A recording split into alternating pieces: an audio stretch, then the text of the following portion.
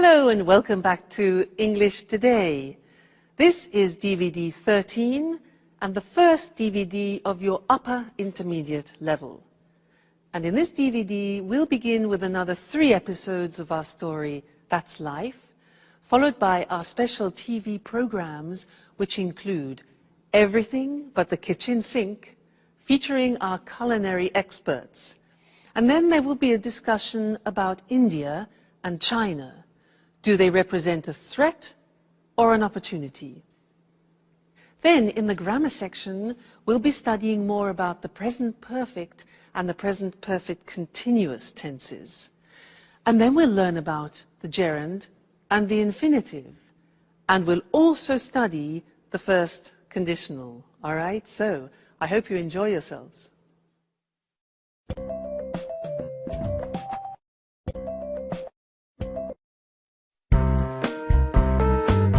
Sharon, I called a real estate agent 5 minutes ago. He deals with apartments in Japan. He said he'd send an email with some photos. That way we can choose which apartment we like the best. Don't rush me, Peter. You know I haven't decided. I know. We've talked about this a lot. But doesn't the idea of leaving appeal to you? I mean, just think of it. A new country, a new life together, new experiences. Now, I'm really enthusiastic about this opportunity. It's not every day you have a chance like this. Well, I've wanted to make changes in my life for a long time. But these changes seem so, well, so overwhelming. There, I said it. I've never been to Asia, and I'm frightened of going there to live. But I told you that Alice has been there.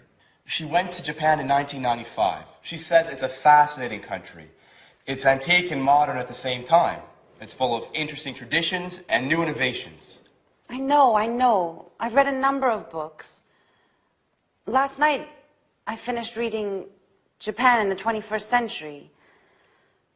I admit, I'm curious about it all. You see, just remember, you were afraid when we came to London, but you've adjusted well. We've been here a year and a half, and you haven't once complained. Well, I take that back. You complained once last week. Come on, Peter, stop joking around. You're right, I've made great friends. That's why I'm so hesitant to go. I know. I'm also sad at the idea of leaving everyone. But... Hey, Jack. How long have you been in here? A couple of minutes. Excuse me, I didn't mean to spy. But you were so involved in your discussion. So you've heard that she still hasn't decided, even if she's going to decide soon.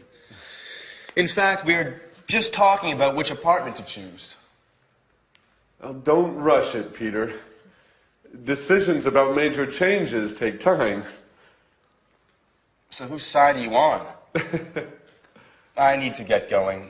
I took my watch to be repaired 2 weeks ago, and I still haven't picked it up. Sooner or later, they're going to put it up for sale. Bye. Jack, I'm leaving her in your hands. Please try and convince her.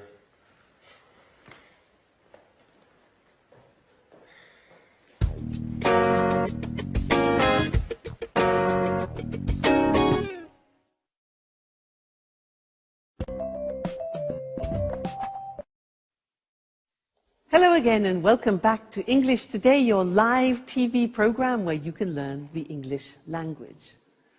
That last episode, I'm sure Jack can manage to convince Sharon to go to Japan. What do you think? We will see how that evolves. Now let's go back to the present perfect. Remember that we have learned so far that we use the present perfect with genie, just, ever, already, never, and yet. Well, I want to give you 2 more acronyms to help you understand when you use the present perfect. And the first one is this: flot. Now, you see at the top we have for. For is a time word. And we use for a length of time. What's length? Length means a duration of time. So if you want to say 10 years, for example, you would say, I have lived in France for 10 years. For 10 years, a duration of time. Or, for example, 5 minutes. I have worked here for 5 minutes. Okay, so for we use for a length or a duration of time. That's flot, F-L-O-T, flot. Now, let's look at the second one, spot. Now, spot starts with the word since. Since is a word that we use when we're talking about an exact point of time. So, let me give you an example. If I say 5 o'clock, that is an exact point of time. So you could say, I have been here since 5 o'clock. Or for a year, you can say 1973, since 1973. So these two words are very important, for and since. Flot, spot. For a length of time, and since for a point of time. Now let's do a little exercise to help you with that.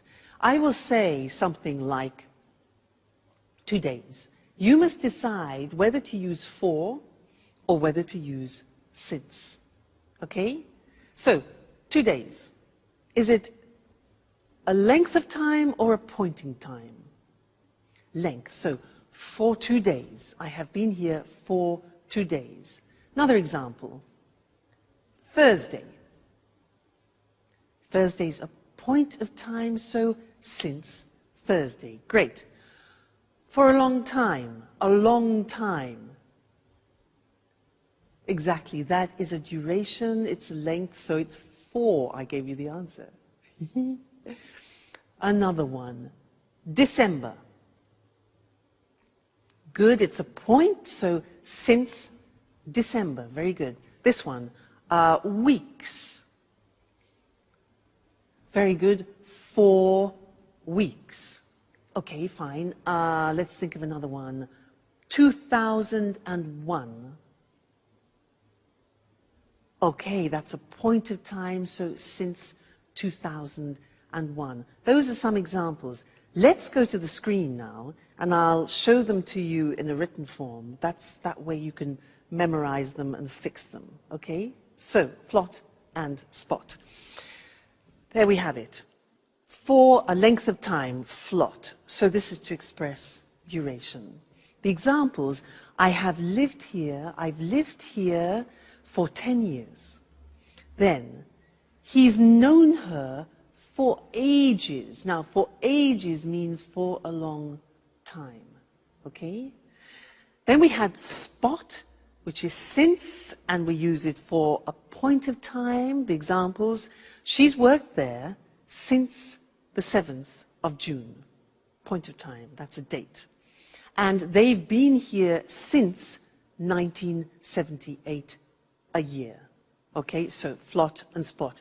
Now, the interesting thing is that when we ask questions about that, we use the word how long. For example, how long have you been here? And we use the present perfect. Look at the screen. We say, how long have you lived in Cambridge? And the answer would be, I've lived in Cambridge for 10 years or since 2001. You see? Now, remember that how long is different to how many times. How many times is 1, 2, 3, 4, 5. How long is a period of time? Okay? Another example. How long has he worked there? Answers. He's worked there for 10 years, or he's worked there since 1973. All right? Now, just look at the examples we practiced. We have for 2 days, for ages, 4 weeks, for a long time, duration, then since Friday, since 5 o'clock, since 2001, since I was young, and since December. Great. Okay, so there we have it. We have genie, just, ever, already, never, yet. We have flot and spot, which is for and since. This is when we use the present perfect. Great. Now, let's go back and see if Jack has managed to convince Sharon to go to Japan. Okay? Bye.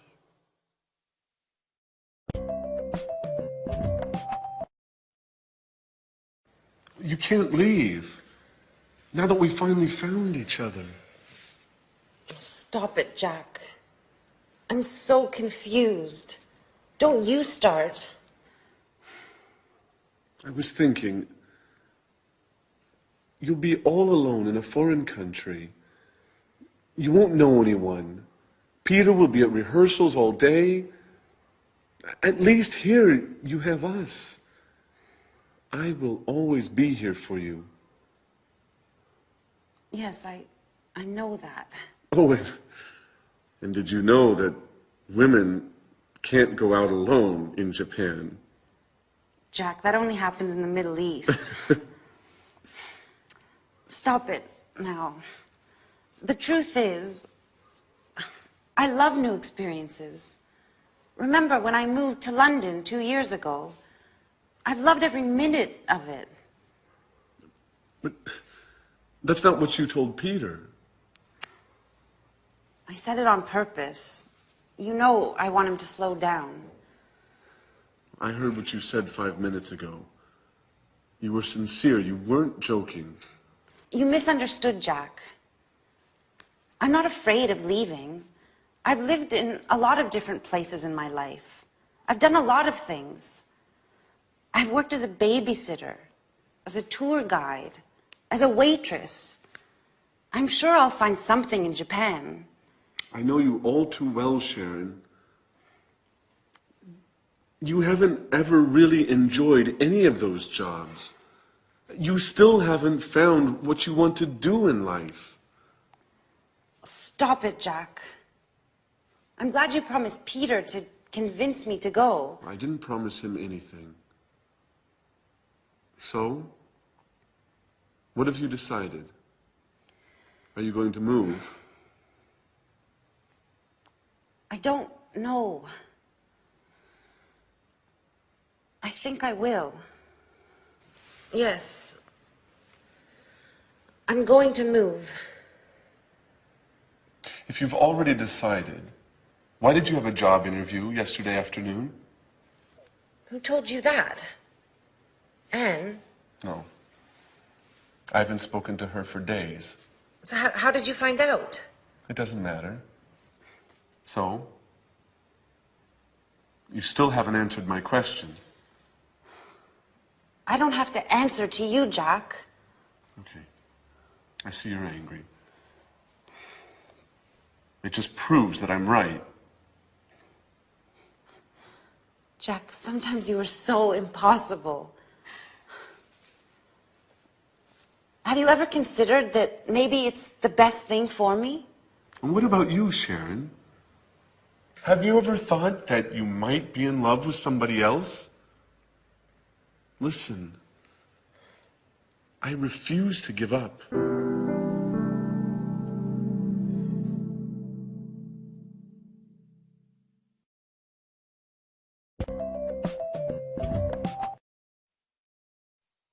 Love is difficult, isn't it? I know something about that. But so is the simple past and the present perfect. And in fact, this is an important lesson because one of the most difficult things in the English language is to decide when to use the simple past and when to use the present perfect. I hear a lot of people making mistakes about this. When do we say, I went? And when do we say, I have gone? Well, remember, up until now, I've tried to help you with these acronyms, you remember? Oilway and Genie. And I really do think they'll help you. Now, do you remember, Oilway was for the simple past. We use the simple past with on, in, last, when, ago, and yesterday. Okay? And we use the present perfect with just, ever, already, never, and yet. Be careful. There are two A's. This is already, this is ago. Okay, so be careful there. So, when you are speaking English, you have to make these choices. What do I use? Simple past or present perfect? And it depends on what time reference or time word you are using in the sentence. That is the most important thing, okay? Which one of these acronyms? Let me give you an example. We'll take a simple verb like I go. Now, if you want to use already in the sentence, what do we use? Do we use present perfect or simple past? Already is part of Genie, just, ever, already, never, yet. So you need the present perfect. And you say, I have already gone. Now, if you want to use last week, where is it? L, last, simple past. So you say, I went last week. Now, you try. I want to use just. Which one?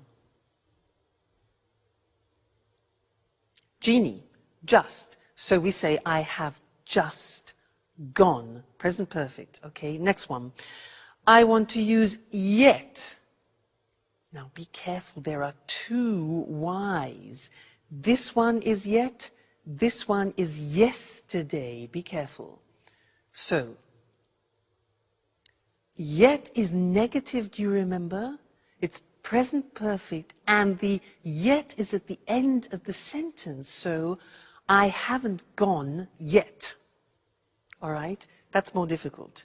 Yet, so that's an exception. Next one. When? When? Okay, simple past. For a question, very often, when did you go? Next one. Never. Right? I have never gone. Present perfect. Fabulous. 2 days ago. Now this is already and that is ago. So, I went 2 days ago. Great, you're getting the hang of it. On. Yes, so I went on Friday, for example. Yesterday. I went yesterday. And the last one, in. Yeah, good. I went in June or in September. Fantastic. So that's it. Okay? When you are deciding whether to use the simple past or present perfect, think of the time words. And let's look at that on the screen just to remind you once more, because this is difficult. So, oil way is for specified time. On, in, last, when, ago, yesterday. I saw him on Friday. We went there in 1988. She came last week. When did you visit them? Question form. I visited them 2 weeks ago. I saw him yesterday. On, in, last, when, ago, yesterday. Then Genie for unspecified time, indefinite time, just, ever, already, never, yet. Examples, I have just seen him. Have you ever been to America? They've already eaten. He's never learnt. And have you met them yet? Okay, yet at the end. So please try and memorize these. Oil way, Genie, and think about it when you have to decide between simple past and present perfect. All right? Good luck, and I'll see you again soon. Bye.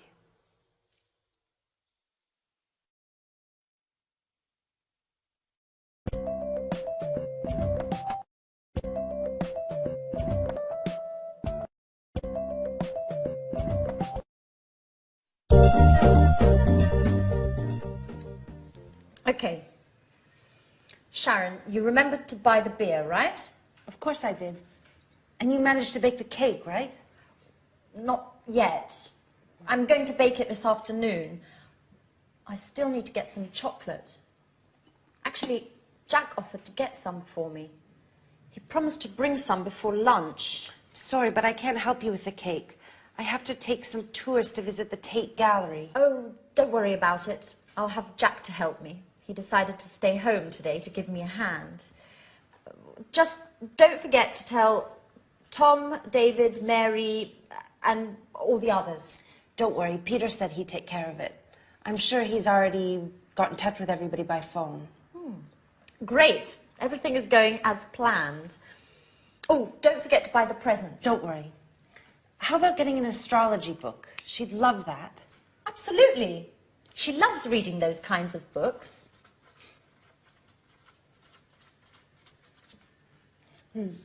I hope I can get it before I go to work. By the way, have you heard anything from Mr. Dubois? Well, he told me he expected to come, but couldn't confirm. Well, you know how it is being so busy and everything. It's hard for him to give a definite answer one way or the other. I imagine being a stage director is difficult. Alice would be so happy if he comes. Yes, she will. Anyway, mum's the word. If you say anything, it won't be a surprise. Hey everyone, what are you up to? Oh, nothing important. Oh, I almost forgot. Happy birthday, Alice. So, what have you arranged to do this evening? Well, I considered celebrating with you guys. I mean, if you want to. Oh, I'm really sorry, but well, Jack has arranged to eat out this evening with his colleagues, and he can't put it off now. And, well, I agreed to correct some reports. Oh, I see. What about you, Sharon? Oh, I'm terribly sorry, but I agreed to go to the theater with Peter, and he won't be finished rehearsing before midnight. But I thought... Well, I know we promised to have a party, but why don't we postpone it? It's just not possible today. What a shame. I can't stand the thought of being all alone on my birthday.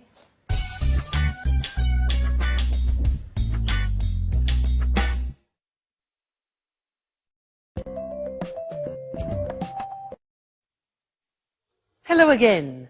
She really believed them, didn't she? Great actors. Now, in this lesson, I want to do something new, and it's related to gerunds and infinitives. In that last episode, our friends used some quite complicated sentences, which I want to look at with you now. Anne said, Jack offered to get some cake. Do you notice that there are two verbs together there? Jack offered to get some cake. Now, offered here is followed by an infinitive. That's one example. The next example is, she said, he promised to bring some before lunchtime. He promised to bring some. Promised is followed by an infinitive, promised to bring. Then Anne says, she loves reading. Loves reading. Now, love is followed by a gerund. Then Sharon says, yes, I imagine being a stage director is difficult. I imagine being. Gerund. So here we have offer, which is followed by an infinitive, promise, followed by an infinitive, love, followed by a gerund, and imagine, followed by a gerund. And you're probably thinking, so how do I learn these? Well, you have to learn them by heart, as we say. Yeah, there's no other choice. So let's go to the board now, and I will show you how it works. And unfortunately, like the simple past irregular verbs, it's all a question of memory. So, as we said, when you have a main verb followed by another verb, sometimes it's in the infinitive, sometimes in the gerund. Let's look at some examples. You managed to bake a cake. The verb manage is followed by an infinitive. Jack offered to get some. He promised to bring some. I have to take some tourists. Have to in the sense of obligation. What have you arranged to do? Arranged plus infinitive. I agreed to correct some reports. So there you see manage, offer, promise, have, arrange and agree are followed by the infinitive with to. Let's move on to the other examples where verbs are followed by the gerund. She loves reading. So love followed by reading. Gerund. I imagine being a director is difficult. Imagine followed by gerund. I considered celebrating. Considered followed by gerund. Celebrating with you guys, and he won't finish rehearsing before midnight. So there we have examples of love, imagine, consider, finish, followed by the gerund forms. So it's a bit complicated, and it's a question of familiarizing yourselves with the verbs that take gerund and the verbs which take infinitive. It comes with practice, don't worry. But this is just an introduction. So, let's go back and see what's going on in Alice's birthday party. All right? And I'll see you later. Bye.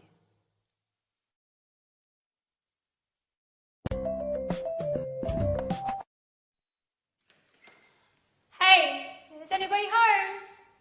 Oh. That's right. I forgot. Everyone's busy this evening. What a shame. I resent having to spend my birthday all alone. Hey, what's happening here? Surprise! Happy birthday to you. Happy birthday to you. Happy birthday, dear Alice. Happy birthday to you. Oh, I'm so happy. I didn't expect to find anybody here. I thought I had to spend my birthday all by myself. Oh, did you really think we would forget to celebrate your birthday? Well, yes. You played quite a trick on me. And you fell for it. Come on, everyone. A toast to Alice. Oh, wait. Before we make a toast, we have another surprise. Another surprise! Daddy!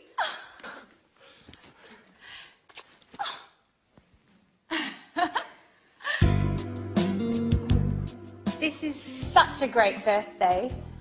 How did they talk you into coming? Alice, dear, how could I miss your birthday? Work is important, sure, but nothing is more important than my dear, sweet, only, lovable, adorable little girl. Dad, if you talk like that, you'll make me blush in front of everybody. Listen, I know I wasn't always there for you and that I've made a lot of mistakes, but I want to catch up. Things change. I've got a suggestion for you. Do you want to come and work with me? Really? With you? What would I do? You can write scenes for my films. You've always had artistic flair. I'll teach you the tricks of the trade. You'll learn how to write convincing scenes in no time at all. That way, we'll always be together, if you want. I don't know what to say. I gave up wanting to spend time with you. You don't have to decide to do anything now. Let's celebrate your birthday. Let's toast. Cheers, Alice. Thank you so much, Daddy. This is the best birthday of my entire life.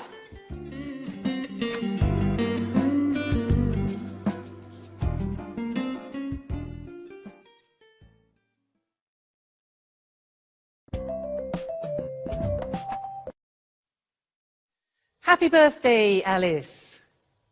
Did you hear what her father said? He said, if you work with me, I'll teach you the tricks. Now that's an opportunity, not only for Alice, but also for us, because he used a grammatical form that I want to teach you now. If you work with me, I'll teach you the tricks. And that in English is a conditional form, the first conditional. If I work, if plus the simple present, I will teach, followed by the future will. So to illustrate this a little bit better, I want to talk to you about what is almost a religion in England, making tea. Now, every household in England has one of these, this. Do you know what this is called? It's for water, to heat, to boil water. In English, we call it a kettle. Every English household has a kettle. We have all sorts of different models as well. And I can assure you, if you buy a kettle, you will never regret it. Why? Look at this. It's very light, plastic, and it's very fast. So, if you fill this kettle to about here, it's 1.5 liters. And then, here's the plug, if you plug the kettle in, the water, 1.5 liters, will boil in 3 minutes. Incredible. So, 1.5 liters, if you boil 1.5 liters, then it will be ready in 3 minutes, okay? The other good thing is that if you want to carry the water to another place, look, take it off the element, and it's portable. Now, there's one thing to remember inside. Sometimes it gets a bit dirty. You have a special liquid to clean it. Because if you don't clean it, then it'll change the taste, or it might change the taste of the tea. Okay, so that's important. So, a kettle. If you buy this, I can assure you, you will never regret it. Okay, now, I was using some conditional sentences there, and I want to go to the screen now to look at those more carefully. It was the first conditional, using if, all right? And this is used to describe real possibilities. So, look at this. If you work with me, this is Alice's father, I'll teach you all the tricks. So we have if, then the present tense, and then will and the infinitive, which is probably different to your own language, so be careful about that. The other example, if you use a kettle, you'll make tea faster. So present tense, future with will. If you use a kettle, you'll make tea faster. If you don't clean it, the tea won't taste good. You see the negatives there? If we don't, negative of the present, the tea won't, negative of will, taste good. Now, we can sometimes change the second part. Look at the next example. If her father offers her a job, she might accept it. Now, using might gives the idea of uncertainty, but that's fine to use in the first conditional. The other example, if he accepts the job, yeah? If he accepts the job, he might move, go to Japan. All right, so you can also use might. If you stay with me in English today, you will learn the English language. All right? Great. Well, I'll see you again in the next lesson. Bye.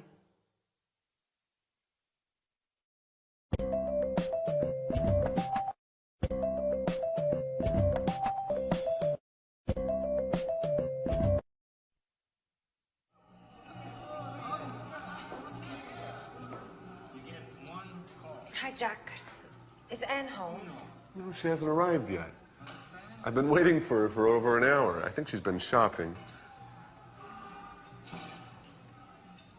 What's the matter? You don't look too well. Nothing, really. Don't lie to me. I've known you for 10 years. Listen, Jack, I really don't want to speak about it, okay? No, it's not okay. We have to speak about the situation and clear the air once and for all. I've been thinking about us a lot. I've been thinking about us so much, I haven't slept well in nights. What have you been thinking, Jack? About us. You're leaving for Japan. I've told you before, and I'll tell you again, Sharon, it's crazy. You can't leave now when we know how we feel. Jack, you're repeating yourself. That's right. And I'll continue repeating myself until you accept the truth. We're made for each other. Stop it. You're embarrassing me. Sharon, listen. I haven't stopped loving you. And I know you feel the same about me. That's it. I said stop it and I meant it. Look, you've made me cry. And anyhow, how do our feelings change anything? How do they change anything? They change everything. You must tell Peter immediately about everything. Tell him you won't go.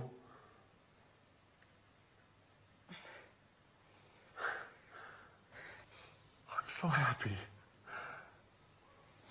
I knew you felt the same way about me. Hey, is anyone in there? Oh my God, it's Peter. He can't see me like this. Stay calm. Maybe it's time we tell him everything. Is anybody in there?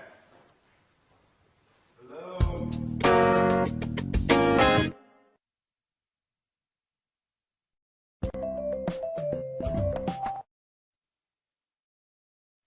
Hello, everyone, and welcome back to some more English today. It's the moment of truth for Sharon, isn't it? Now, in that episode, they used some very interesting language, and language which is a grammatical form very typical to English. It's a form you don't find in many other languages. Let me give you some examples. Jack said, "I've been waiting for her for over an hour. I've been waiting for her.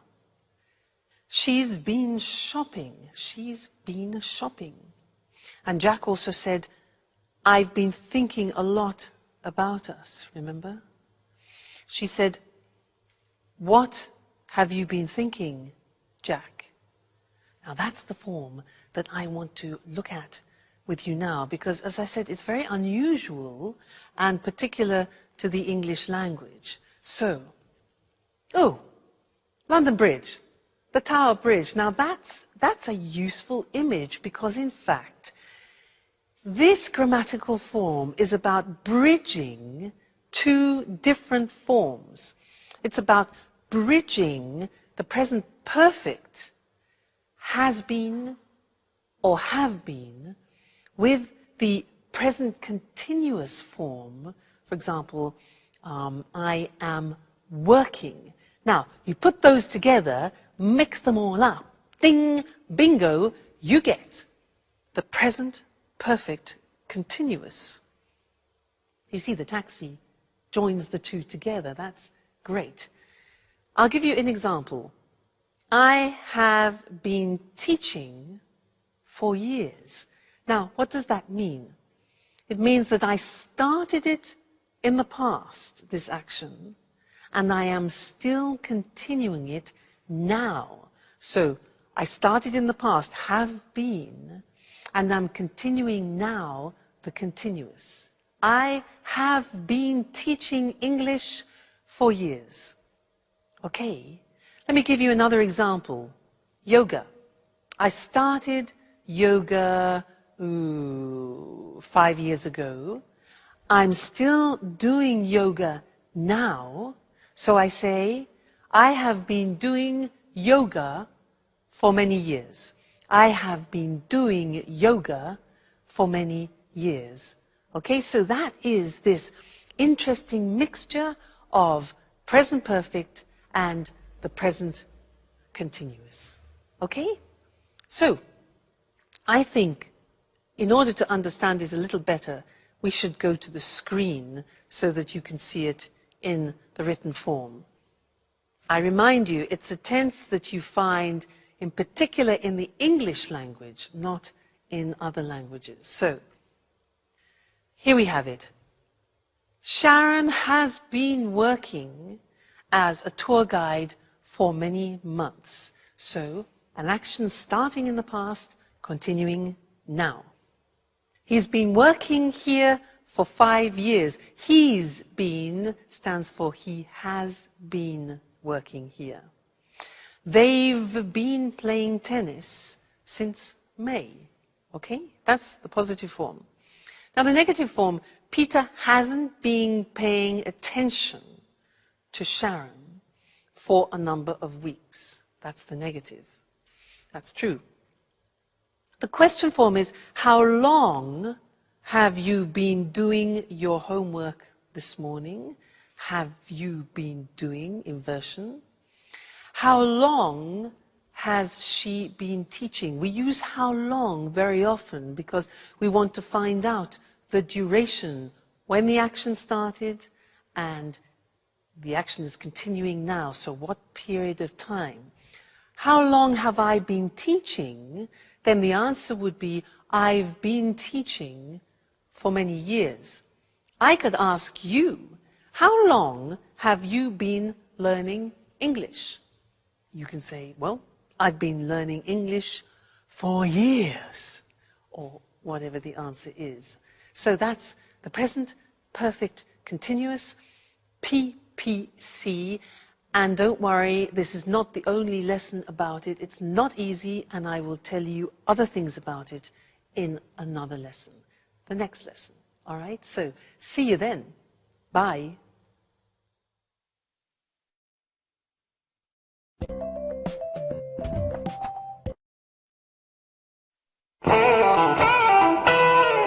Jack? Sharon? What are you doing here? I've been looking for you for half an hour. Hey, what's the matter? You've been crying. Are you going to explain to me what's going on or not? Peter, listen, calm down. I'm not going to calm down. I want answers, and I want them now. What's going on here? That's what I'd like to know. Jack and Sharon have been here for who knows how long, and who knows what they've been doing. Hey, Jack, it's time you tell me what's up. I'm going to get really mad if I don't get some answers. Okay, stop. Stop! You're acting like little children. Come on, Jack. Let's leave Peter and Sharon alone. They need to talk, and we need to go shopping.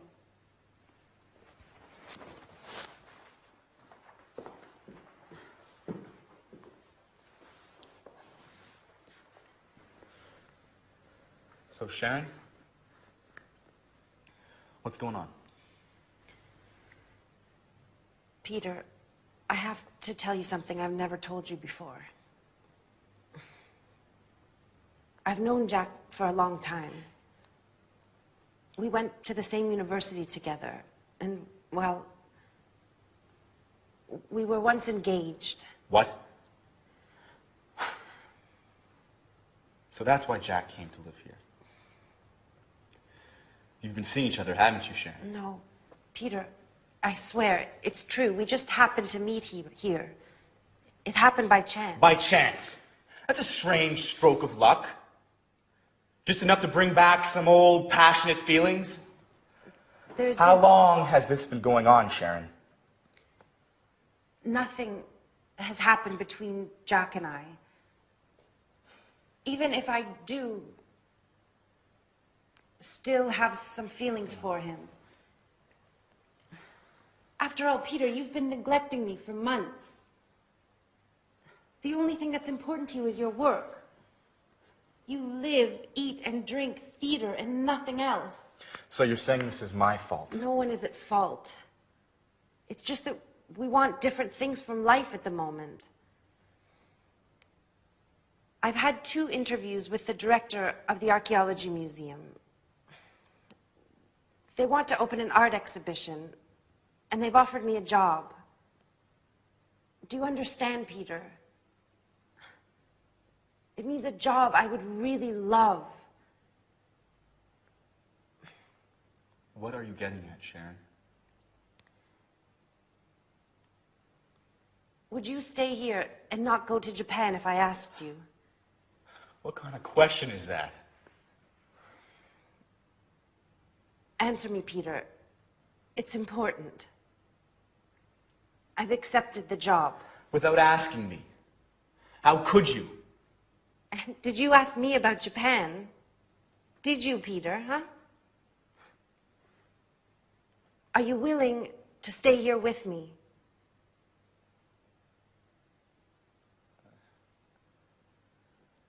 I can't, Sharon. This is my big chance. You see, Peter, I'm right.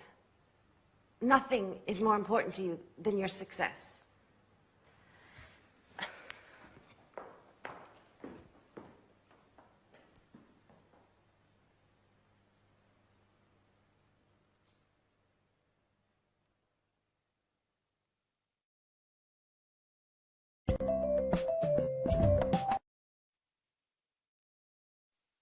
So this is our moment of truth. The question is, when do we use the present perfect and when do we use the present perfect continuous? Many people ask me this. They say, Louise, but when do we use the present perfect? I have gone, I have seen, I have done. And when do we use the present perfect continuous? I have been working, I have been learning. Often people confuse the use. And you're right, it's not easy at all. So I'd like to try and help clarify that by these simple things, a revision of what we've already seen. Now, with the present perfect, we use genie. Remember? Just, ever, already, never, and yet. That's important to remember. With those words, we use the present perfect. But with the present perfect continuous, we're using for, since, and how long. Okay, now that is the difference. So if I take a phrase like, I do the exercise, and I want to use the time word already, then you need the present perfect. I have already done the exercise. But if you want to use the concept of since, you can't use the present perfect, you use the present perfect continuous. So, I have been doing the exercise since Friday. Another example would be, for example, just. Just is a present perfect word, so we say, I have just done the exercise. If you want to use for, we're into the present perfect continuous, the PPC. So, I have been learning English for many years. So do you see the mechanism? You have to think about what time words you want to use in the sentence. Then you choose the correct grammatical form. Genie for the present perfect. For, since, how long? How long have you been learning English for the present perfect continuous? That way you can distinguish between the two forms, all right? So try and memorize those time words, and I can assure you it will help you a lot when you're speaking. All right? Great. Well, see you again in the next lesson. Bye.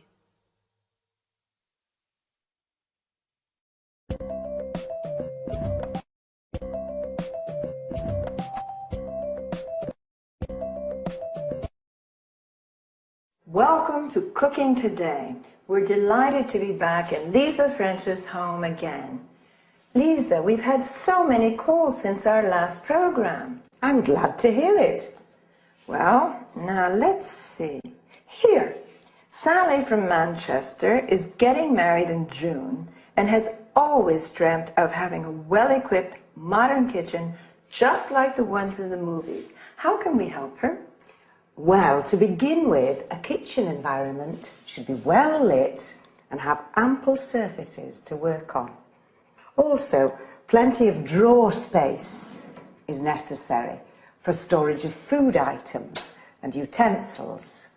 I know what you mean. I have to contend with a small kitchen that has neither light nor enough drawer space. That's why I go out to restaurants. You don't need a king-size kitchen to enjoy cooking in it. What's important is organisation and having things at hand. What are the main appliances newlyweds should have? Well, obviously, a hob, an oven,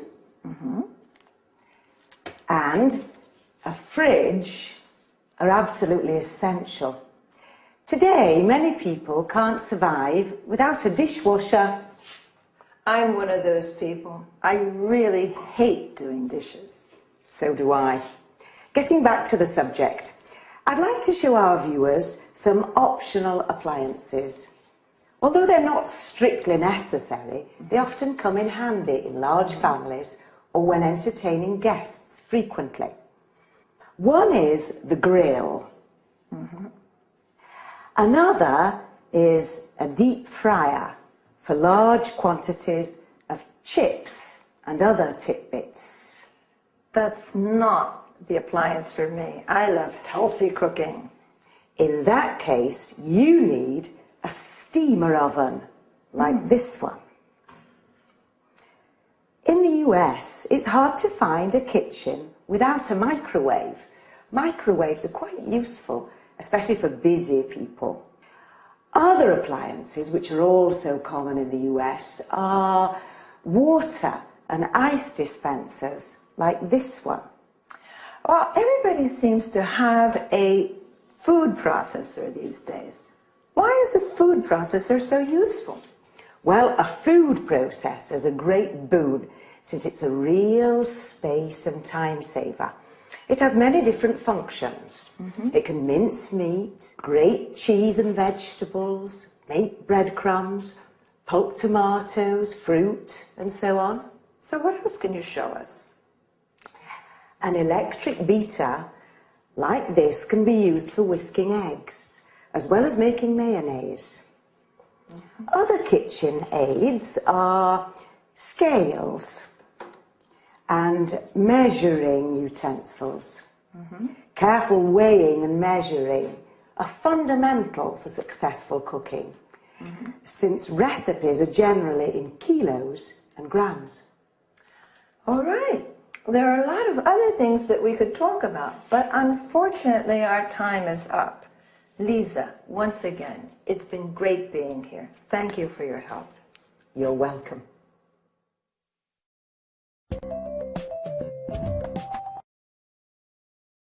Well, let's analyze some of the vocabulary used by Lisa. Talking about the appliances for cooking, she spoke about a hob, or U.S. stove, where you cook food. an oven where you roast or bake food, a grill where food is cooked by strong direct heat. As we saw, the following machines can be optional.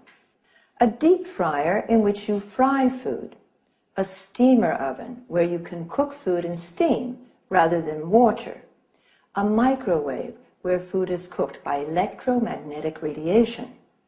Then she referred to items where food can be stored like a fridge, originally refrigerator.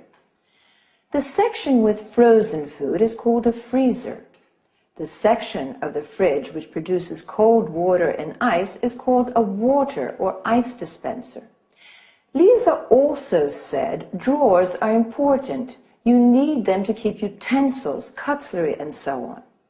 A dishwasher is a machine for washing dishes, cutlery, glasses, and so on. Other small appliances are a food processor, a machine which can ground, mince, or chop food, an electric beater where you mix, whip, or whisk food, scales or measuring utensils used for measuring food, weight, or liquids. Then Lisa used some culinary terms, such as mince, that is chopping meat into very small pieces. Notice that mincemeat is a mixture of dried fruit. Cheese and carrots can be grated, that is, finely shredded. Or we can say pulp, which means crushing fruit into a soft paste. Pulp is also the soft inner part of fruit. Another useful verb is beat. That is mixing eggs, cream, butter, using a fork or whisk.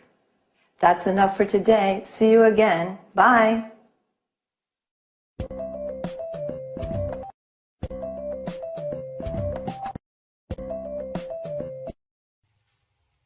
Hello, everyone, and welcome to Let's Talk, the evening discussion show with our two commentators, Tom and Marie.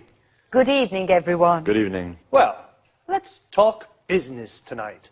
Let's talk about some important developments in the global economy.